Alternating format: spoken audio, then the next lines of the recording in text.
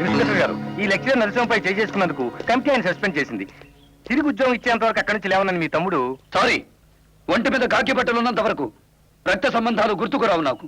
He's only a student here. Okay, అతను అక్కడి నుంచి లేవండి. కేసు మీరు పెట్టారు, విచారణ నేను చేయాలి కదా. మాస్టర్, మీరు అతన్ని కొట్టిన మాట నిజం, కానీ ఒళ్ళు పొగరెక్కి కాదు. డబ్బు మదంతో కండకావరంతో బిహేవ్ చేస్తున్న ఆ నరసింహం కాలేజీలో జ్యోతి అనే స్టూడెంట్ బయట లాగాడు. అబద్ధం. Shut up. Hearing is going on here. No roaring in between.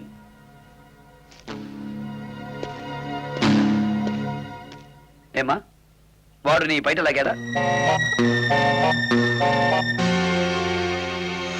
లేదండి. జ్యోతి క్లాస్ స్టూడెంట్స్ ఎక్కడ ఉన్నారు, వాళ్ళు కూడా అడగండి.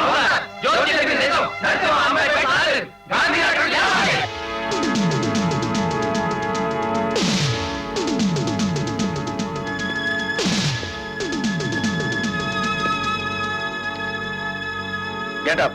నేను లేవను. మరి అది కాదే. లేవను. నాకు గాంధీ అని నువ్వే పేరు పెట్టావు. సత్యం కోసం ఆయన లాఠీ దెబ్బలు తిన్నాడు. మా మాస్టర్కి న్యాయం జరగడం కోసం నేను బెల్ట్ దెబ్బలు తినడానికి రెడీ. ఏంటి ఇన్స్పెక్టర్ గారు, హియరింగ్ అయిపోయిందిగా, ఇక ఛార్జింగ్ మొదలు పెట్టండి.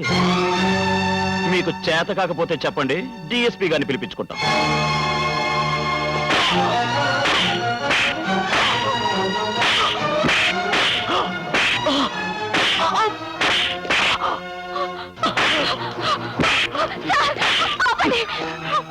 ప్లీజ్, అన్యాయంగా ఇల్లు కొట్టకండి.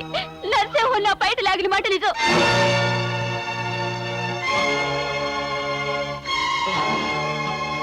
నరసింహానికి భయపడి అబద్ధం చెప్పాను సార్.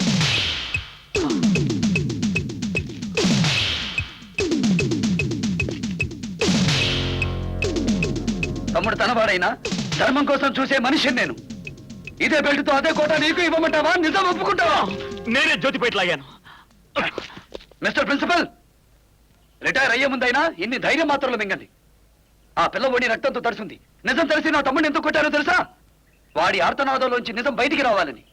మర్యాదగా ఈ నరసింహాన్ని సస్పెండ్ చేసి మాస్టర్ని ఉద్యోగంలోకి తీసుకుంటారా, లేక ఐపీసీ 420 ప్రకారం వీడిని సెల్లోకి తెయ్యమంటారా? మాస్టర్ని ఉద్యోగంలో తీసుకుంటాం, నరసింహాన్ని సస్పెండ్ చేస్తాను.